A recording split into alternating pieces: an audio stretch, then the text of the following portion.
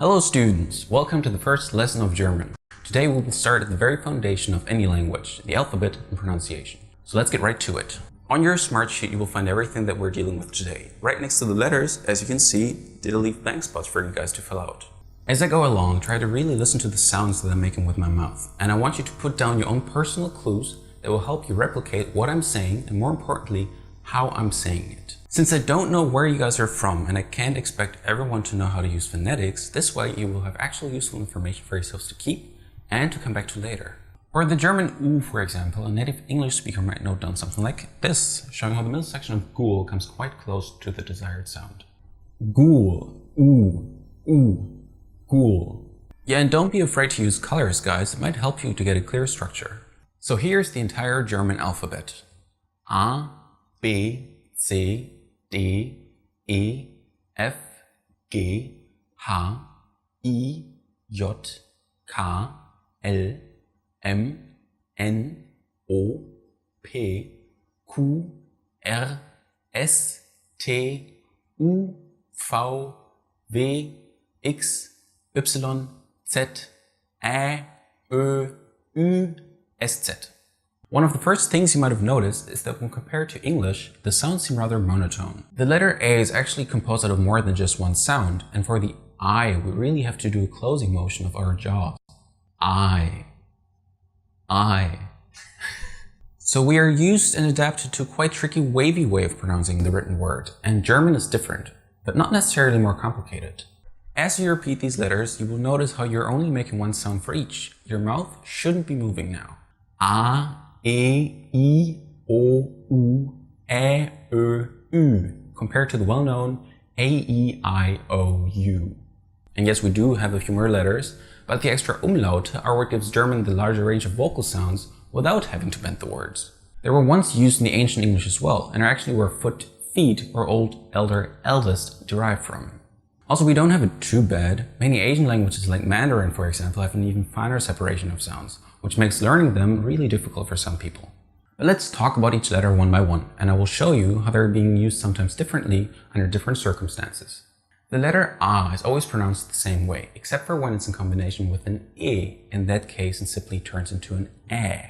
Technically, writing an umlaut with the additional E is just as correct as the other form, but the general public tends to only use the dots. You will encounter most of the Äs, Ös and Üs on the internet whenever a foreign keyboard makes it hard to find the proper symbols. The use of the B is quite similar to English. Whenever put at the end, it almost indistinguishably makes slightly less of a P sound than a P would. Antrieb with a P would sound like Antrieb. Right off the bat are a huge amount of the words that start with a C, like many other words too, bluntly copied into German from other languages, or derived from former made connections of the two, like codieren or couragiert. That's why you will probably encounter many instances in which you won't be sure whether to start with a C or a K, since they are most of the times both pronounced with the same K sound. Clown, Korn. There are a few exceptions, like C before an Y turns it into a sharp th, like Zypern or Zyan. And some other words too, like city or chow, that you will simply have to learn later on by using them. One specialty though is the combination C plus H, which can either result in a K, sh, or Ch sound. When put at the beginning, in most cases it remains a simple K sound, like cholesterin.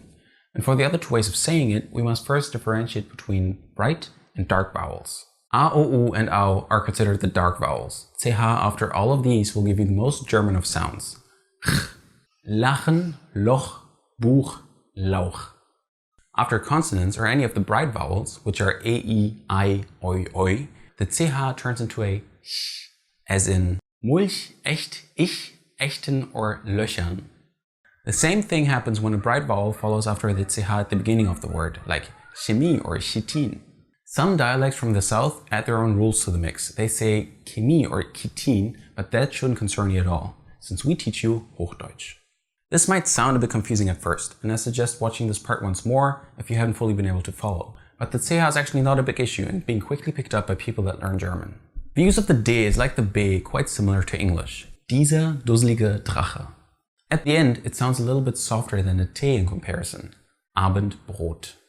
When people speak a little faster, they sometimes even turn it into a small pause without noticing, whenever the D comes in front of a consonant that is formed in front of the mouth, and say Abendbrot, Zweiradständer, and Koboldtanz. just so that you won't confuse when you hear that for the first time. You will also find words that are written with a DT, like Schmidt or Stadt, and those sound virtually indistinguishable from their T counterparts, that are Sport or Pirat. Pronouncing the E is probably the trickiest one from them all. Put it at the beginning and it almost always sounds the same. Evakuieren, Embryo, almost. As you already noticed, can you combine this letter with other vowels to change the sound dramatically? AE equals Ä, OE equals Ö, UE equals Ü, and IE results in a very long E sound, as in Biene or Knie. And there's three more. If the E comes in front of the E, it turns into I, and you can say things like Eis, Schleim, or simply I.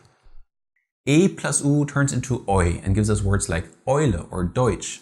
At this point I will also tell you about the arrangement Ä plus U, since it is simply pronounced the same.